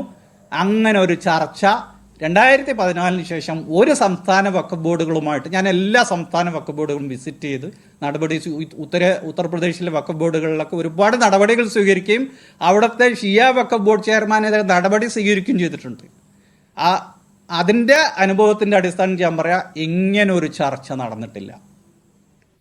അതിഥികളിലേക്ക് തിരികെ ശ്രീ പ്രിന്റു മഹാദേവ്, അപ്പോൾ ഇതിൽ നിങ്ങൾ പറയുന്ന ഒരു കാര്യം, ഈ ട്രൈബ്യൂണലിൻ്റെ അപ്രമാദിത്വം അവസാനിപ്പിച്ചുകൊണ്ട് ഈ സാമുദായികമായ സ്പർദ്ധ ഉണ്ടാക്കാതിരിക്കലാണ് ഈ ബില്ലിൻ്റെ ലക്ഷ്യമെന്നാണ്. എങ്കിൽ പിന്നെ കുറഞ്ഞ പക്ഷം അതൊരു കൺസൾട്ടേഷനോടെ നടത്തിക്കൂടെ? നിങ്ങൾ ആരുമായാണ് കൺസൾട്ട് ചെയ്തത് ഈ ഡ്രാഫ്റ്റ് ഉണ്ടാക്കാൻ? അല്ല, ഇതിനകത്ത് ഇന്ന് ആദരണീയനായിട്ടുള്ള നമ്മളെ ആഭ്യന്തര സഹമന്ത്രി ന്യൂനപക്ഷം എന്ന അദ്ദേഹം കിരൺ റിജിജു കൃത്യമായിട്ട് പാർലമെൻറ്റിനകത്ത് പറഞ്ഞു, ഈ ഇന്ത്യ മഹാരാജ്യത്തിലെ 30 വഖഫ് ബോർഡ് അംഗങ്ങളുമായിട്ട് കൃത്യമായിട്ട് ഈ ബില്ലുമായി ബന്ധപ്പെട്ട് ചർച്ച നടത്തിയിട്ടുണ്ട്. അദ്ദേഹം പറഞ്ഞതാണ്, മുസ്ലിം മത പണ്ഡിതന്മാരുമായിട്ട് ചർച്ച നടത്തിയിട്ടുണ്ട്. ശരാശരി ഇത് ഒരുപക്ഷെ BJP അല്ലെങ്കിൽ കേന്ദ്ര സർക്കാർ, നരേന്ദ്രമോദി സർക്കാർ കൊണ്ടുവന്ന നിയമമായതുകൊണ്ട് അതിനെ എതിർക്കുക എന്നുള്ളൊരു പൊതു സ്വഭാവമുണ്ടല്ലോ. അതിനെ മാറ്റി നിർത്തിക്കഴിഞ്ഞാൽ, സത്യസന്ധമായി നോക്കിക്കഴിഞ്ഞാൽ ഈ വഖഫ് ബോർഡിൻ്റെ ഈ സ്വത്ത് വകകളുമായി ബന്ധപ്പെട്ട്, ഈ നിയമവുമായി ബന്ധപ്പെട്ട് മുസ്ലിം സമുദായത്തിൻ്റെ ഇടയിൽ നിന്നുള്ള നിരന്തരമായിട്ടൊരു ആവശ്യമാണ്. അതുകൊണ്ടാണല്ലോ നേരത്തെ ഈ സച്ചാർ കമ്മിറ്റിയുമായി ബന്ധപ്പെട്ടുകൊണ്ട് BJP സർക്കാർ പറയാനുള്ള കാര്യമാണ്. അവർ പറഞ്ഞു, ഇവർ പറഞ്ഞു, ആര് പറഞ്ഞു? ഏതെങ്കിലും ഒരു വഖഫ് ബോർഡ് ഔദ്യോഗികമായിട്ട് ഈ ഡ്രാഫ്റ്റ് കൊള്ളാം എന്ന് പ്രതികരിച്ചോ? അല്ല, പറഞ്ഞല്ലോ സാർ, പറഞ്ഞല്ലോ, മധ്യപ്രദേശിലെ വഖഫ് ബോർഡ് ചെയർമാൻ ഇതിനെ സ്വാഗതം ചെയ്തല്ലോ.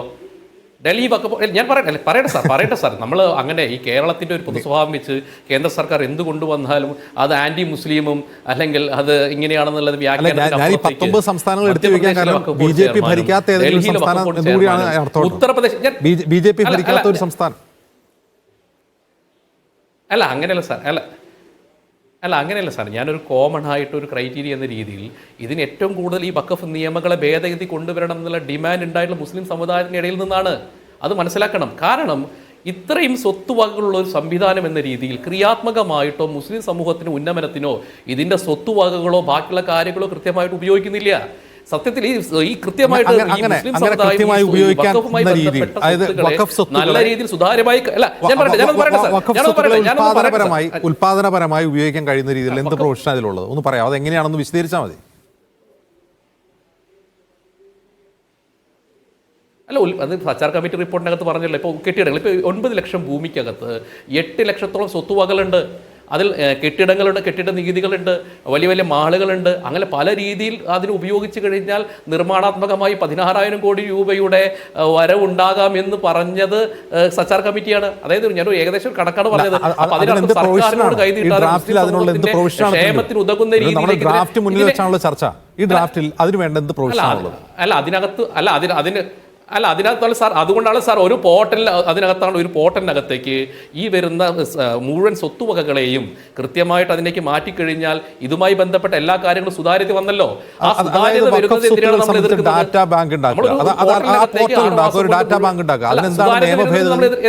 അങ്ങനെ ഒരു പോർട്ടൽ ഉണ്ടാക്കാൻ എന്തിനാണ് നിയമ ഭേദഗതി ഉണ്ടാക്കുന്നത്? അല്ല, അതിനകത്ത് രണ്ട് കാര്യങ്ങൾ. അല്ല, ഞാൻ ചോദിക്കട്ടെ, ഒരു കോമൺ ആയിട്ടുള്ള കാലാഹരണപ്പെട്ട ഒരു സംവിധാനം എന്ന രീതി അല്ലെങ്കിൽ കാലാഹരണപ്പെട്ട നിയമങ്ങൾ ഉണ്ടെങ്കിൽ എല്ലാ അർത്ഥത്തിലും അത് മാറ്റണമല്ലോ. അതുകൊണ്ടാണല്ലോ നോക്കട്ടെ 95 ഭേദഗതി വന്നല്ലോ. ഈ 1995 നിലവിലെ മദർ ലോയിൽ ഏതാണ് പിന്നീട് 1900 ഏത് വകുപ്പാണ് കാലഹരണപ്പെട്ടത്? ചർച്ച ചെയ്യാം. ഏതാണ് കാലഹരണപ്പെട്ട വകുപ്പ്? ഏതാണ്? അല്ല, ഞാൻ പറയാം സാർ, 1954 അതിനുശേഷമുള്ള 95 ഭേദഗതി കൊണ്ടുവന്നത് സ്വാഭാവികമായിട്ട് 2013 കൂടുതൽ അവകാശങ്ങൾ കൊടുക്കുന്നു. അപ്പൊ അതിനകത്ത് ഏതെങ്കിലും തരത്തിൽ സാമൂഹികപരമായിട്ടുള്ള ട്രൈബ്യൂണലിന്റെ അപ്രമാദത്തെ കുറിച്ച് അങ്ങ് ഉന്നയിച്ച ആക്ഷേപത്തിന് BM ജമാൽ ട്രൈബ്യൂണൽ എന്ന് പറയുന്നത് ഒരു ജില്ലാ ജഡ്ജിയാണ്. അതൊരു ജുഡീഷ്യൽ സംവിധാനം. ജുഡീഷ്യൽ സംവിധാനത്തിന് അധികാരം കൊടുക്കുന്നതിനാണോ നിങ്ങൾ എതിർക്കുന്നത്? അതായത് ജുഡീഷ്യൽ സംവിധാനത്തിൽ അധികാരം എടുത്ത് കളക്ടർ കൊടുക്കുന്നതിനാണോ നിങ്ങൾ പുരോഗമനപരം പറയുന്നത്? അല്ല, അങ്ങനെയല്ല. നേരത്തെ ജമാൽ സാർ പറഞ്ഞു അവിടെ ഒരു തഹസിൽദാർ വന്നു കഴിഞ്ഞാൽ വലിയ കുഴപ്പമുണ്ടാവുന്നത്. അങ്ങനെ ഈ കേരളത്തിലെ ഇന്ത്യയിലെ ഈ ഉദ്യോഗസ്ഥന്മാരൊക്കെ അങ്ങനെ ഏതെങ്കിലും ഒരു മതത്തിന്റെ പക്ഷപാതപരമായി പെരുമാറുന്ന ആളുകളാണ്. നിലവിൽ ആ അധികാരം നിൽക്കുന്ന ഒരു ജില്ലാ ജഡ്ജിക്കാണ്. ഒരു ജില്ലാ ജഡ്ജിയിൽ നിന്ന് അധികാരമെടുത്ത് കളക്ടർക്കോ തഹസിൽദാർക്കോ കൊടുക്കുമെന്നാണ് നിങ്ങൾ പറയുന്നത്. ഇതിനെയാണോ നിങ്ങൾ പുരോഗമനപരം വിപ്ലവപരം എന്ന് പറയുന്നത്? ഞാൻ പറയുന്നത് അങ്ങനെ വരുന്നത് കൊണ്ട് എന്താ പ്രശ്നം? നമ്മൾ എപ്പോഴും ഒരു ജുഡീഷ്യൽ പ്രോസസ്സിലൂടെ ഒരു തർക്കം പരിഹരിക്കുന്നു. ഒരു നിമിഷം പ്രിന്റു, ഒരു ജുഡീഷ്യൽ പ്രോസസ്സിലൂടെ ഒരു തർക്കം പരിഹരിക്കുന്നതും ഒരു ഉദ്യോഗസ്ഥൻ സ്വമേധയാ എടുക്കുന്ന തീരുമാനവും വലിയ വ്യത്യാസമുണ്ട്. ആ ജുഡീഷ്യൽ പ്രോസസ്സിനകത്ത് ഏകപക്ഷീയമായ കാര്യങ്ങൾ ഉണ്ടാവാതിരിക്കാൻ വേണ്ടിയിട്ടാണല്ലോ. അതായത് കോടതി എടുക്കുന്ന തീരുമാനങ്ങൾ ഏകപക്ഷീയമാണ്. ഒരു സർക്കാർ ഉദ്യോഗസ്ഥൻ, ഒരു കളക്ടറോ തഹസിൽദാരോ എടുക്കുന്ന തീരുമാനങ്ങൾ ജനാധിപത്യപരമാണ്. അങ്ങനെയാണോ പ്രിന്റ് വാദിക്കുന്നത്? അങ്ങനല്ല സാർ. ഇത് കാരണം ഈ വഖഫ് ബോർഡുമായി ബന്ധപ്പെട്ടിട്ടുള്ള സ്വത്ത് തർക്കങ്ങൾ നിങ്ങൾ നോക്കുന്ന സമയത്ത് ഭൂരിപക്ഷവും അന്യ സമുദായത്തിൽപ്പെട്ടോ അന്യ മതത്തിൽപ്പെട്ടോ ആളുകളുമായി ബന്ധപ്പെട്ട് നിൽക്കുന്ന കേസുകളാണ്. അപ്പൊ സ്വാഭാവികമായി ഈ തർക്ക പരിഹാരം വഖഫ് സംബന്ധിച്ച തർക്കത്തിലുള്ളത് നിങ്ങൾ പറയുന്ന പോലെ സാമുദായിക സ്പർദ്ധ ഉണ്ടാക്കുന്ന തർക്കങ്ങളെ അല്ല, കൂടുതലും അങ്ങനെയല്ല. അത് ഡാറ്റയാണ്. അല്ല, ഭൂമിയുമായി ബന്ധപ്പെട്ട തർക്കമാണ്. ഭൂമിയുമായി ബന്ധപ്പെട്ട കാര്യം തന്നെയാണ് ഞാൻ പറയുന്നത്. എന്റെ മുമ്പിൽ കഴിഞ്ഞ 21 വർഷമായി മുമ്പിൽ വന്നിട്ടുള്ള വഖഫ് തർക്കം സംബന്ധിച്ച വാർത്തകളിൽ നിന്ന് എനിക്ക് ആ ഡാറ്റ പറയാൻ കഴിയും. ഇത് സാമുദായിക സ്പർദ്ധ തർക്കമല്ല. വഖഫ് ട്രൈബ്യൂണലിന് മുന്നിൽ വരുന്ന തർക്കങ്ങളിൽ ഭൂരിഭാഗം അങ്ങനെയല്ല സാർ. ഇതിനകത്ത് ഞാൻ പറയട്ടെ, ഇപ്പൊ മുഗൾ കാലഘട്ടം മുതലുള്ള ഭൂമിയുമായി ബന്ധപ്പെട്ട തർക്കങ്ങളുടെ അവകാശവാദങ്ങൾ നിലനിൽക്കുന്നുണ്ട് വസ്തുത നമ്മളുണ്ട്. അത് വളരെ പ്രധാനപ്പെട്ട ഒരു കാര്യമാണ്. മുഗൾ കാലഘട്ടം മുതലുള്ള ഭൂമിയുമായി ബന്ധപ്പെട്ട തർക്കങ്ങൾ പരിഹരിക്കാനാവാത്ത പ്രശ്നങ്ങളുണ്ട്. അപ്പൊ പല ഭൂമിയുമായി ബന്ധപ്പെട്ട് അവകാശവാദങ്ങൾ ഉന്നയിച്ചു പോയി കഴിഞ്ഞാൽ തർക്കം പരിഹരിക്കുന്നത് ജില്ലാ ജഡ്ജി അല്ല, കളക്ടറോ തഹസിൽദാരോ ആവണം എന്നാണ് ഈ നിയമ ഭേദഗതി പറയുന്നത്. ഇതിനെയാണോ നിങ്ങൾ ഭയങ്കര മാറ്റം ഉണ്ടാക്കാൻ പോകുന്ന ഡ്രാഫ്റ്റ് ആണെന്ന് പറയുന്നത്? ജഡ്ജി വേണ്ട, ഒരു ഉദ്യോഗസ്ഥൻ മതി, അതാണോ? അല്ല, അത് ഒരു അല്ല, ഞാൻ ഘടനാപരമായ ഒരു മാറ്റത്തിന് അല്ല അല്ല അല്ല അല്ല അങ്ങനെയല്ല. ഘടനാപരമായ മാറ്റത്തിൽ ഒരാൾ മാത്രമാണ് ഈ പറയുന്ന ജില്ലാ കളക്ടർ. അതിനകത്ത് ഞാൻ തെരഞ്ഞെടുക്കപ്പെട്ട പാർലമെന്റിലെ പ്രതിനിധികൾ വഖഫ് ബോർഡിലെ കൗൺസിൽ അംഗങ്ങളാകുന്നതിൽ എന്താണ് പ്രശ്നം? നിലവിൽ തന്നെ ഇല്ലേ? അത് രാജ്യസഭാ മെമ്പർ വഖഫ് ബോർഡിലെ കൗൺസിൽ ആകുന്ന പ്രശ്നം നിലവിൽ തന്നെ അല്ല സംസ്ഥാന ബോഡിയിൽ സംസ്ഥാന വഖഫ് ബോർഡിനകത്ത് അല്ല. ഞാൻ പറയട്ടെ, അങ്ങനെ ഈ നേരത്തെ ജമാൽ സാർ പറഞ്ഞു എല്ലാ സ്ഥലവും 30 വഖഫ് ബോർഡിനകത്ത് സ്ത്രീ പ്രാതിനിധ്യമുണ്ട്. ജമാൽ സാർ, കേരളത്തിലെ ഈ തർക്കപരിഹാരത്തിൽ കൗൺസിൽ അംഗങ്ങൾക്ക് എന്താണ് പങ്ക്? ശ്രീ പ്രിന്റു, ഈ തർക്കപരിഹാരത്തിൽ ട്രൈബ്യൂണലിന് മുമ്പിൽ വരുന്ന തർക്കമാണല്ലോ, അതിൽ കൗൺസിൽ അംഗങ്ങൾക്ക് എന്താണ് പങ്ക്? പറയാമല്ലോ. ഞാൻ പറഞ്ഞ നമ്മൾ ഒരു കാര്യത്തിനകത്ത് ഒരു പുതിയ ഭേദഗതി നിയമം കൊണ്ടുവരുന്ന സമയത്ത് അതിനകത്ത് ക്രമാനുഗതമായിട്ടുള്ള തർക്കപരിഹാരങ്ങൾ, അതുമായി ബന്ധപ്പെട്ട് ഈ സമൂഹത്തിന് കിട്ടേണ്ട ആനുകൂല്യങ്ങൾ, അല്ലെങ്കിൽ ആ സമൂഹത്തിന് അനുവദിക്കപ്പെട്ടിട്ടുള്ള അവരുടെ കയ്യിൽ നിന്ന് ഏതെങ്കിലും രീതിയിൽ നഷ്ടപ്പെട്ടു പോകുന്ന സ്വത്തുകൾ തിരിച്ചു പിടിക്കൽ, ഇങ്ങനെ എല്ലാ വ്യവഹാരങ്ങളെയും ഒത്തൊരുമിച്ചുകൊണ്ടാണ് ഈ ബില്ല് കൊണ്ടുവന്നിട്ടുള്ളത്. അതിനെ നിങ്ങൾ ഇങ്ങനെ കേന്ദ്ര സർക്കാർ മുസ്ലിം സമൂഹത്തിന്റെ അവകാശങ്ങളെ കവർന്നെടുക്കുക എന്ന രീതിയിലേക്ക് തെറ്റിദ്ധരിപ്പിക്കരുത്. ഇതിനകത്ത് നേരത്തെ പറഞ്ഞ ചില ഇഷ്യൂസ് സാമുദായിക സ്പർദ്ധ ഉണ്ടാക്കുന്ന കാര്യങ്ങൾ ഈ ട്രൈബ്യൂണലിന്റെ ഏകപക്ഷീയ നിലപാടുകളിലൂടെ ഉണ്ടാവുന്നതാണ് പറഞ്ഞത്. അതായത് ജുഡീഷ്യറിയെ വെല്ലുവിളിക്കുകയാണ്. ജുഡീഷ്യറി ചെയ്യുന്നതൊക്കെ ഏകപക്ഷീയമാണ്, അതൊരു ഉദ്യോഗസ്ഥൻ ചെയ്താൽ ജനാധിപത്യപരമാണ് എന്ന വാദമാണ് പ്രിന്റ് ഉന്നയിക്കുന്നത്. അല്ല, അങ്ങനല്ല സാർ. ഘടനാപരമായി ഒരു ജനാധിപത്യ ഒരു ഘടനാപരമായ മാറ്റമില്ല. ഘടനാപരമായ മാറ്റം ഇതാണ്, ജുഡീഷ്യറിയുടെ അധികാരം എടുത്ത് ഉദ്യോഗസ്ഥന് കൊടുക്കുന്നു. നേരത്തെ കാര്യം എടുത്ത് ഉദ്യോഗസ്ഥ, അതാണോ ഘടനാപരമായ മാറ്റം? അങ്ങനെയല്ല. അതിനകത്ത് ഈ സെക്ഷൻ 40 ഉള്ള പ്രധാനപ്പെട്ട ഒരു കാര്യം, ഇപ്പോൾ അജിം സാറിന്റെ ഈ വഖഫ് ബോർഡിന് തോന്നുകയാണ് അജിം സാറിന്റെ പ്രോപ്പർട്ടി മുൻ കാലഘട്ടങ്ങളിൽ അത് വഖഫ് ബോർഡിൻ്റെ ആണെന്ന് പറഞ്ഞ് അങ്ങ് അവിടെ വീട് വെച്ച് താമസിക്കുകയാണ്. അതിൽ ക്ലെയിം ചെയ്യാൻ സാധിക്കും ഈ നിയമം കൊണ്ട്. അതിനെയാണ് ഇല്ലാതാക്കിയത്, അല്ലാതെ ജുഡീഷ്യൽ അധികാരത്തെയല്ല ഇല്ലാതാക്കിയത്. അജിം സാറിന്റെ പ്രോപ്പർട്ടി വേണമെങ്കിൽ ഈ വഖഫ് ബോർഡിൽ ക്ലെയിം ചെയ്യാൻ സാധിക്കുന്ന രീതിയിലേക്കാണ് ഈ നിയമം. ആ നിയമത്തിൽ പോയി ചിലപ്പോൾ അങ്ങ് ജയിക്കും, കേസിനകത്ത് അങ്ങ് ജയിക്കും. ചിലപ്പോൾ സർവ്വസാധാരണക്കാരനായി അടിസ്ഥാനപരമായിട്ടുള്ള രേഖകളില്ലെങ്കിൽ അവന്റെ സ്വത്ത് നഷ്ടമാകുന്ന സാഹചര്യം ഉണ്ടാകും. ഇതിനെയാണ് എതിർത്തത്, അല്ലാതെ ഈ പറയുന്ന ജുഡീഷ്യൽ സംവിധാനത്തിൽ വിശ്വാസമില്ലാത്തതുകൊണ്ടൊന്നല്ല. നമ്മൾ അതിനെ കൃത്യമായിട്ട് ഘടനാപരമായി മനസ്സിലാക്കുന്ന സമയത്ത് ശാസ്ത്രീയമായിട്ടുള്ള കാര്യങ്ങളാണ് ഇതിനകത്ത് ഉൾപ്പെടുത്തിയിട്ടുള്ളത്. ചില കാര്യങ്ങൾ ഇംപ്ലിമെന്റ് ചെയ്യുമ്പോൾ സ്റ്റേറ്റ് എന്ന രീതിയിൽ ചില ശ്രീ അബ്ദുറഹ്മാൻ അടുത്താണ് നിലവിലെ മദർ നിയമം. ആ മദർ നിയമപ്രകാരം വഖഫ് ബോർഡിന് ഒരു സാധാരണക്കാരൻ്റെ ഭൂമി ഇത് വഖഫാണ് എന്ന് പറഞ്ഞാൽ അത് പിടിച്ചെടുക്കാൻ കഴിയുന്ന ഒരു രീതിയാണ്. സാധാരണക്കാരുടെ നീതി നിഷേധിക്കപ്പെടുന്ന ഒന്നാണ്. അതിൽ മാറ്റം വരുത്തുകയാണ് ഉദ്ദേശിക്കുന്നതെന്ന് പറയുന്നു. എന്താണ് മറുപടി?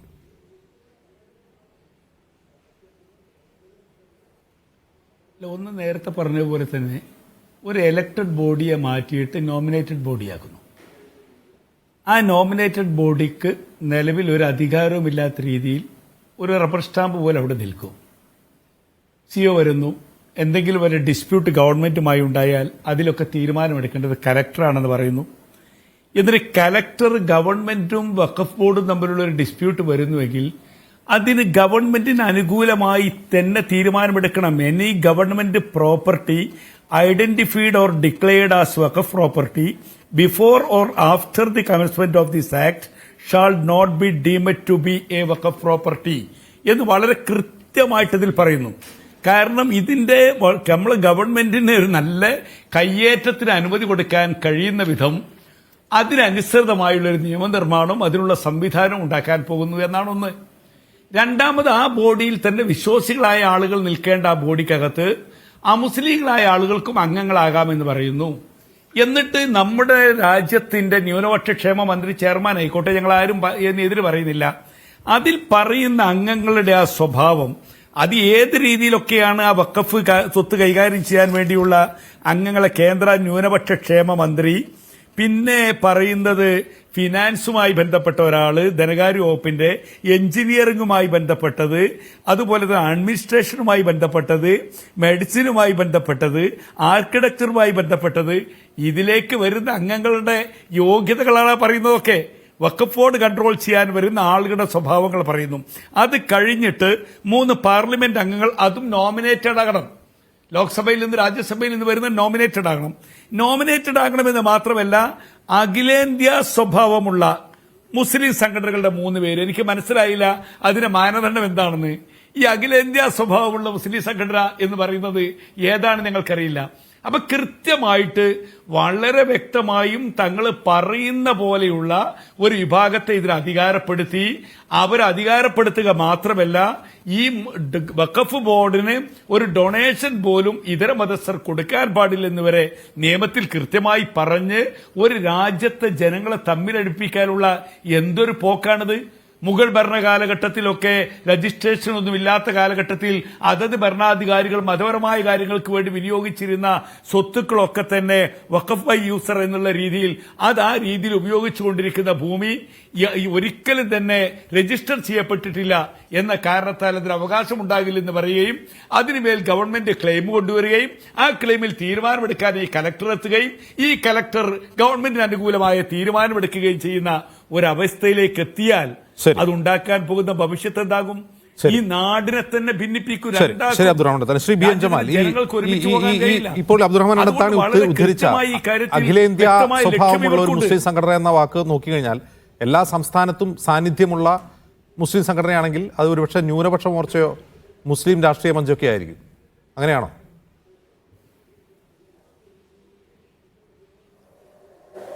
അത് റൂള് മുഖേന, അതുകൊണ്ടാണ് rule as may be prescribed പറയുന്നത്. അത് ചട്ടങ്ങൾ ഉണ്ടാക്കുമ്പോൾ ശ്രദ്ധിക്കേണ്ട കാര്യങ്ങളാണ്. പക്ഷേ ഇത്തവണത്തെ ഈ ഭേദഗതിയിൽ നമ്മൾ ശ്രദ്ധിക്കേണ്ട ഒരു കാര്യം, നേരത്തെ 109 വകുപ്പ് പ്രകാരം ചട്ടങ്ങൾ ഉണ്ടാക്കാനുള്ള അധികാരം സ്റ്റേറ്റ് ഗവൺമെന്റിനായിരുന്നു. ഇത്തവണ ഈ ഭേദഗതി നിർദ്ദേശത്തിൽ പല സ്ഥലത്തും പറഞ്ഞിരിക്കുന്നത് rules prescribed by the central government എന്നാണ്. അപ്പോൾ അവിടെ ഈ ദുരുദ്ദേശം കാണുകയാണ്. പിന്നെ നേരത്തെ ഇദ്ദേഹം പറഞ്ഞു എല്ലാ മേഖലയിലും കൊടുക്കണം പ്രാതിനിധ്യം. ഈ പ്രാതിനിധ്യം എന്ന് പറയുന്നത് 95-ലെ വഖഫ് ആക്ട് നിലവിൽ വന്ന സമയത്ത് 2013 വരെ അന്ന് നിലവിലുണ്ടായിരുന്ന വഖഫ് നിയമം അനുസരിച്ച് ഒരു നോൺ മുസ്ലിമിന് ഒരു വഖഫിനെ സപ്ലിമെന്റ് ചെയ്യാം. എന്ന് വെച്ചാൽ നിലവിലുള്ള വഖഫ് പ്രോപ്പർട്ടിക്ക് അല്ലെങ്കിൽ വഖഫ് സ്ഥാപനത്തിന്, പള്ളിക്ക്, മദ്രസയ്ക്ക് അതിനെ ഡൊണേറ്റ് ചെയ്ത് സപ്ലിമെന്റ് ചെയ്യാനുള്ള ഒരു സെക്യുലർ വ്യവസ്ഥ 2013 വരെ ഉണ്ടായിരുന്നു. 2013-ലെ ഭേദഗതി വന്നപ്പോൾ അന്നത്തെ നമ്മുടെ ഉന്നതരായ പാർലമെന്റ് അംഗങ്ങളൊക്കെ, ജോയിന്റ് പാർലമെന്ററി കമ്മിറ്റിയൊക്കെ തീരുമാനിച്ച സച്ചാർ കമ്മിറ്റിയുടെയൊക്കെ നിർദ്ദേശപ്രകാരം അവരൊരു സെക്യുലർ വ്യവസ്ഥ ഉണ്ടാക്കിയതിൽ a non Muslim can dedicate a വഖഫ് എ പ്രോപ്പർട്ടി എന്ന വ്യവസ്ഥ, ആ വ്യവസ്ഥ അടക്കം ഇപ്പോൾ എടുത്തുകളയാണ്. അപ്പോൾ ഇത് പുരോഗതിയിലേക്കാണോ അധോഗതിയിലേക്കാണോ ഈ പോക്ക് എന്നുള്ളതാണ് നമ്മൾ മനസ്സിലാക്കേണ്ടത്. രണ്ടാമത്തെ വിഷയം, ശ്രീ പിന്റോ ഇടയ്ക്കിടയ്ക്ക് പോർട്ടലിനെ കുറിച്ച് പറയുന്നുണ്ട്. എന്താണ് ഈ പോർട്ടലിന്റെ ചരിത്രം എന്നറിയാമോ? ഈ പോർട്ടൽ എന്ന് പറയുമ്പോഴേ വാംസി വഖഫ് മാനേജ്മെന്റ് സിസ്റ്റം ഓഫ് ഇന്ത്യ എന്നൊരു പോർട്ടലാണ് നമുക്കുള്ളത്. ഇത് 2008-ൽ സ്ഥാപിതമായി. അന്ന് സ്ഥാപിതമായ ഉടനെ കേരളത്തിൻ്റെ CEO എന്ന നിലയിൽ ഞാൻ അതിലെ സ്റ്റിയറിംഗ് കമ്മിറ്റി അംഗമായിരുന്നു. ഞാനും വെസ്റ്റ് ബംഗാൾ CEO 2 പേരാണ് അന്ന് സ്റ്റിയറിംഗ് കമ്മിറ്റിയിൽ ഉണ്ടായിരുന്നത്. അതിനുശേഷം ഞാൻ CWC സെക്രട്ടറി ആയിരിക്കുമ്പോൾ ഞാനാണ് അത് മൂട്ട് ചെയ്തത്. അപ്പോൾ ഈ വാംസിയിൽ ഞാൻ ഇറങ്ങുന്നത് വരെ 6,37,000 വഖഫ് പ്രോപ്പർട്ടീസ് എൻ്റർ ചെയ്തിട്ടുണ്ട്. ഈ പോർട്ടൽ എന്ന് പറയുന്നത് ഒരു ഡാറ്റാബേസാണ്. ആ ഡാറ്റാബേസ് ഉണ്ടാക്കാൻ ഒരു നിയമത്തിൻ്റെ ഭേദഗതിയോ മറ്റു കാര്യങ്ങളോ ഒന്നും ആവശ്യമില്ല. ഇദ്ദേഹം പോർട്ടലിന് ഒരു വലിയ സംഭവം, ഇപ്പോൾ ഓഫ് കോഴ്സ് പോർട്ടൽ ഒരു വലിയ സംഭവമാണ്. അതേ എല്ലാ സംസ്ഥാനത്തെ വഖഫ് ഉദ്യോഗസ്ഥന്മാരും ചേർന്ന് പരമാവധി ശ്രമിച്ച് NIC-യുടെ സഹായത്തോടു കൂടി ഉണ്ടാക്കിയ ആ പോർട്ടലിൽ ഞങ്ങൾ പരമാവധി വഖഫ് പ്രോപ്പർട്ടി രജിസ്റ്റർ ചെയ്തപ്പോൾ നമുക്കിപ്പോൾ നമ്മുടെ ഫിംഗറിൽ, നമ്മുടെ വിരൽ തുമ്പിൽ നമുക്ക് എവിടെയൊക്കെ എത്രയൊക്കെ പ്രോപ്പർട്ടി, ഇപ്പം തന്നെ ഒന്ന് ഗൂഗിളിൽ സെർച്ച് ചെയ്ത് നോക്കുക, വാംസി എന്ന് നോക്കിയാൽ രാജ്യത്തെ എല്ലാ വഖഫ് പ്രോപ്പർട്ടി ഡീറ്റെയിൽസും കാണും. അപ്പോൾ ഈ പോർട്ടൽ എന്ന് പറയുന്ന വഖഫ് ഭേദഗതിയുടെ ഒരു പ്രോഡക്റ്റ് അല്ല. ഇത് 2008 മുതലുണ്ട്. ഈ പോർട്ടൽ ഉപയോഗിച്ച് നമ്മൾ GIS മാപ്പിംഗ് വരെ നടത്തി. അലിഗർ മുസ്ലിം യൂണിവേഴ്സിറ്റിയുടെയും മറ്റുമൊക്കെ സഹായത്തോടു കൂടി GIS മാപ്പിംഗ് വരെ നടത്തിയിട്ടുണ്ട്. അതേസമയം ഞാൻ ഒന്നും കൂടി സൂചിപ്പിക്കാൻ ഉദ്ദേശിക്കുന്നു, ഇതിങ്ങനെ കഴുത്തിറക്കുന്നതിൻ്റെ ഭാഗമായിട്ട് കഴിഞ്ഞ ഫെബ്രുവരി 7-ാം തീയതി 2024 ഫെബ്രുവരി 7-ാം തീയതി മൗലാന അബ്ദുൽ കലാം ആസാദിൻ്റെ സെൻറ്റിനറി പ്രമാണിച്ചുണ്ടാക്കിയ മൗലാന ആസാദ് എഡ്യൂക്കേഷൻ ഫൗണ്ടേഷൻ എന്ന 88-ൽ സ്ഥാപിച്ച വലിയൊരു സ്ഥാപനം ഡൽഹിയിലെ നഗരപ്രദേശത്ത് വലിയൊരു കെട്ടിടവും അതിൻ്റെ പ്രോപ്പർട്ടിയൊക്കെ ഉള്ള ആ സ്ഥാപനം അടച്ചുപൂട്ടിയിരിക്കുകയാണ്. സെൻട്രൽ വഖഫ് കൗൺസിൽ അന്ന് കോൺസ്റ്റിറ്റ്യൂട്ട് ചെയ്ത ആ ട്രസ്റ്റ് പിന്നീട് മൈനോറിറ്റി അഫയേഴ്സിൻ്റെ ഒരു ഭാഗമായി തീരുകയും മൗലാന ആസാദ് എഡ്യൂക്കേഷൻ ഫൗണ്ടേഷൻ എന്ന സ്ഥാപനം നമ്മുടെ രാജ്യത്തെ എല്ലാ സംസ്ഥാനങ്ങളിലും ഗ്രാൻഡ് വിതരണം സ്കോളർഷിപ്പും ഒക്കെ നടത്തിപ്പോന്നിരുന്ന കാലത്ത് ശ്രീമാൻ മുക്താർ അബ്ബാസ് നഖ്വി മന്ത്രിയായിരുന്ന കാലത്ത് ഉള്ളത് പറയണമല്ലോ, ആ ഒരു സ്ഥാപനത്തെ വളരെ നന്നായി കൊണ്ടുപോയിരുന്നു. വളരെ പെർഫെക്റ്റ് ആയിട്ട് അതിൻ്റെ ഭരണം ഏൽപ്പിച്ചിരുന്നു. ഞാനും ഡൽഹിയിലുള്ള ഒരു അഡ്വക്കേറ്റ്, ഒരു ഷിയ വിഭാഗത്തിൽപ്പെട്ട അഡ്വക്കേറ്റ്, ഞാൻ അദ്ദേഹത്തിൻ്റെ പേര്, ഞങ്ങൾ രണ്ടുപേരും രാത്രി ഉറക്കമിളിച്ചിരുന്നാണ് പല ഫയലുകളും വന്ന് ഞങ്ങൾ നോക്കിയിരുന്നത്. ഈ മൗലാനാസ അതൊരു സ്പെഷ്യൽ അസൈൻമെൻ്റ് ആയിരുന്നു. അതിനെ പൂട്ടിയിരിക്കുക കഴിഞ്ഞ ഫെബ്രുവരിയിൽ സർക്കാർ അത് പൂട്ടിയിരിക്കുകയാണ്. ഇതിപ്പോ ഇനി അടുത്ത പൂട്ടൽ വഖഫ് പ്രോപ്പർട്ടി, വഖഫ് ബോർഡുകളെയും വഖഫ് പ്രോപ്പർട്ടിയൊക്കെ പൂട്ടാൻ എന്തായാലും അല്ലാതെ ഇതിനെ ന്യായീകരിക്കാൻ ഒരു രക്ഷയില്ല. നേരത്തെ അദ്ദേഹം സൂചിപ്പിച്ച പോലെ ജുഡീഷ്യറി ലോക്സഭ പാസാക്കിയാലും രാജ്യസഭ കടക്കുമോ തുടങ്ങിയ ക്വസ്റ്റ്യൻ ഇനിയും ബാക്കിയുണ്ട്. പക്ഷേ ആ ക്വസ്റ്റ്യനുകൾക്ക് ഉത്തരം കിട്ടുന്നതിന് മുമ്പ് ചില സംസ്ഥാനങ്ങളിൽ തെരഞ്ഞെടുപ്പ് നടക്കാറുണ്ട് എന്ന കാര്യം കൂടി ഞാൻ ഓർമ്മിപ്പിക്കുന്നു. വളരെ നന്ദി ശ്രീ അബ്ദുറഹ്മാൻ അണ്ടത്താണി, അഡ്വക്കേറ്റ് BM ജമാൽ, പ്രിൻഡു മഹാദേവ് ഇത്രയും സംസാരിച്ചതിനിടവേള.